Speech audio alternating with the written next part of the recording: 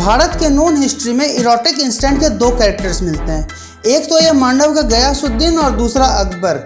इनमें भी अकबर ने गयासुद्दीन को बहुत पीछे छोड़ दिया। गयासुद्दीन सेंसुअल था, लेकिन अपनी लस्ट के लिए वो अपने मालवा राज्य के हिंदू प्रजा को ही सताता था। जहाँ कहीं किसी हिंदू के घर सुंदर महिला की खबर मिली नहीं कि उसके घुड़सवार लड़की को लेने उस हिंदू के दरवाजे पर आ धमकते थे। एक बार मांडव के दुर्ग में पहुंचने के बाद उस लड़की की मुक्ति इम्पॉसिबल थी। हालांकि गयासुद्दीन ने मुस्लिम महिलाओं लड़कियों को बख्श दिया, लेकिन अकबर ने तो मानवता की सारी हदें को तोड़ डाली। क्या दुश्मन, क्या दोस्त, क्या हिंदू, क्या मुसलमान और क्या प्रजा, क्या दरबारी, किसी की सुंदर बहन या बेटी इसके लश्कर से नहीं बच पाई। सारा देश गुलाम हो चुका था। जीते हुए राज्यों से सुंदर महिलाओं को लूट लाने का सिलसिला बंद हो गया था, क्योंकि पूरा भारत अकबर की प्रजा बन चुकी थी। मुस्लिम प्रजा के साथ साथ हिंदुओं ने भी पर्दा प्रथा को अपना लिया। इसी कारण बुर्के और घूंघट में छिपी सुंदर लड़कियों को ढूंढ निकालना आसान नहीं था। दरबारियों के हरम सुंदर हिंदू और मुसलमान महिलाओं से भरे पड़े थे। दरबारियों की बेटियां भी जवान हो रही थी, लेकिन पर्दे की ओट में थी। अकबर ने अपने दरबारियों और प्रजा की सुंदर महिलाओं को खोजने का एक आसान उपाय निकाला। उसने अपनी राजधानी में मीना बाजार की लगाने की परंपरा डाली। आगरे के किले के सामने मैदान में मीना बाजार लगना शुरू हुआ। फ्राइडे को मेल सेक्शन तो 5 बार की नमाज में बिजी रहता था। इस दिन किले में और किले के आसपास आदमियों की एंट्री पर बैन था। सारे मैदान में महिलाएं दुकान सजाकर बैठती थी और महिलाएं ही ग्राहक बनकर आ सकती थी। अकबर का आदेश था कि हर एक दरबारी अपनी महिलाओं को दुकान लगाने के लिए भेजे। नगर के हर एक दुकानदार को भी हुक्म था कि उसके परिवार की महिलाएं सामान की दुकान लगाएं जिसको वो दुकानदार बेचते हैं। इस आदेश में चूक क्षमा योग्य नहीं थी। किसी भी सेठ और दरबारी की मीना बाजार में दुकान ना लगाना अकबर का विक्टिम बनना था। धीरे धीरे मीना बाजार जमने लगा और निर्भय और बेपर्दा महिलाएं खरीदारी करने के लिए घूमने लगी। अकबर के कोर्ट्स और खुद अकबर औरतों के वेश में मीना बाजार में घूमने लगे और हर सप्ताह किसी सेठ या दरबारी की सुंदर महिला पर गाज गिरती। वह अकबर की नज़रों में चढ़ जाती और अकबर की दासियां किसी भी तरह से उसे किले में पहुंचा देती। कुछ तो पब्लिक शेम का डर और कुछ पति के जान का डर लूटी पीटी महिलाओं का मुंह बंद कर देता। साथ ही दूसरी महिलाओं द्वारा यदि पुरुष तक बात पहुंचती भी तो मौत के डर से मन महसूस कर रह जाते। इज्जत लुटती रही और मीना बाजार चलता रहा। कभी कभी कोई बहुत सुंदर लड़की अकबर को भा जाती तो वह उसके घर वालों को संदेश भिजवा देता कि डोला हरम में भिजवा दें। यदि लड़की शादीशुदा हुई तो उसके पति को तलाक के लिए फोर्स करता। इस तरह कई दरबारियों की बच्चियां और शादीशुदा महिलाएं आगरे के किले में लाई गईं। इस समय अकबर की उम्र 22 साल थी। रोज नई लड़कियों का भोग लगातार उसकी लस्ट को बढ़ा रहा था। ऊंचे वंश के शाह अबुल माली और मिर्जा सुरफुद्दीन हुसैन जैसे लोग की महिलाएं भी अकबर की वासना का शिकार बनी थी।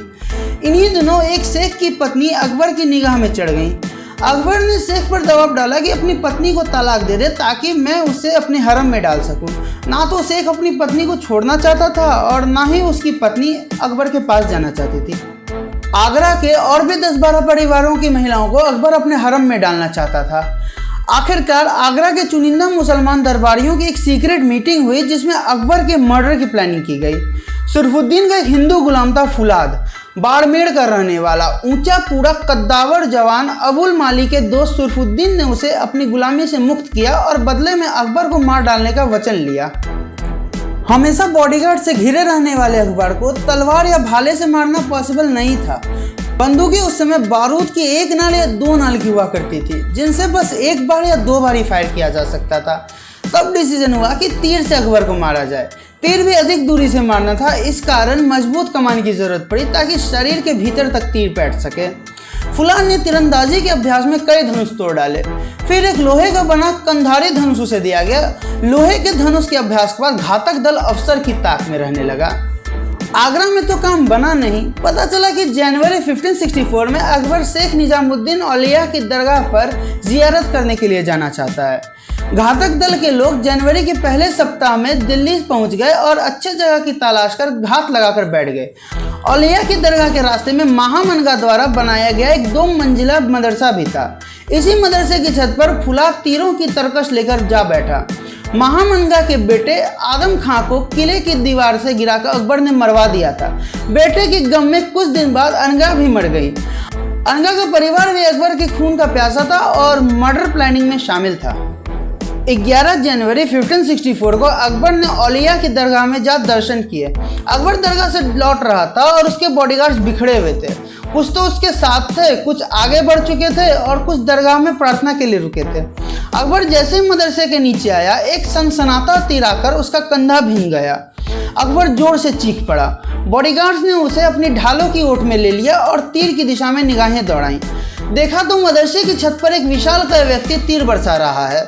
सन्नाटे तीर बॉडीगार्ड्स की ढालों से टकरा रहे थे और लोग मदरसे की ओर तलवारें लेकर दौड़ पड़े। फुलाद के शरीर के टुकड़े टुकड़े कर दिए गए। अंगरक्षक घुड़सवारों ने अकबर की सवारी के रास्ते में आने वाले सभी बाजार बंद करवा दिए। हर एक घर की खिड़की दरवाजे बंद करवा दिए गए। घरों की छतों पर मुगल निशानेबाज बैठा दिए गए और इसी तरह पूरी सुरक्षा के साथ अकबर दिल्ली के महल में लाया गया। तीर काफी भीतर तक धंस गया था और लगातार खून बह रहा था। सर्जन ने कंधे से तीर निकाला और 10 दिन तक हकीमों से इलाज करवाकर अकबर पालकी में बैठकर आगरा लौटा। गहरे घाव के कारण वह घोड़े की सवारी नहीं कर सकता था और हाथी की सवारी में निशानेबाजों का खतरा था। मौत के डर ने अकबर को झंझोड़ दिया। उसने जबरदस्ती लोगों की पत्नियां छीनना तो बंद कर दिया, लेकिन मीना बाजार चलता रहा और महिलाओं की इज्जत लुटती रही। फर्क इतना था कि औरतें हमेशा के लिए हरम में नहीं रोकी जाती थीं, कुछ दिन या कुछ घंटे बाद छोड़ दी जाती थीं।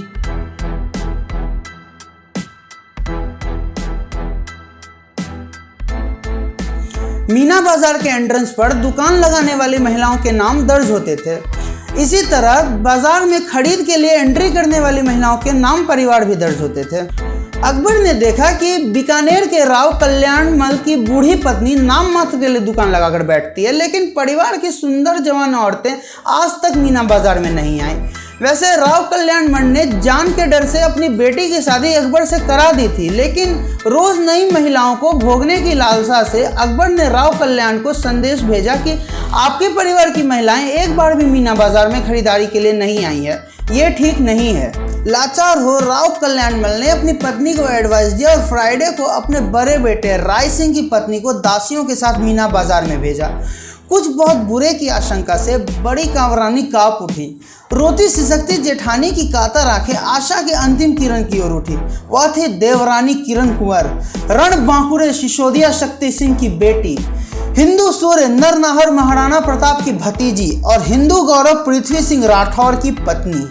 कांवरानी सा, आज कौन बचाएगा मुझे? लगता है आज जीवन का अंतिम दिन आ गया है। राय सिंह की पत्नी ने किरण कुंवर से कहा, ठहरो भाभी सा, अभी आती हूँ। कहकर किरण कुंवर के महल में गई और तीखी काटरी जूड़े में खोजती बाहर आई। आप अकेले नहीं मरेंगी भाभी सा, यह सिसोदिया की बेटी भी आपका साथ देगी।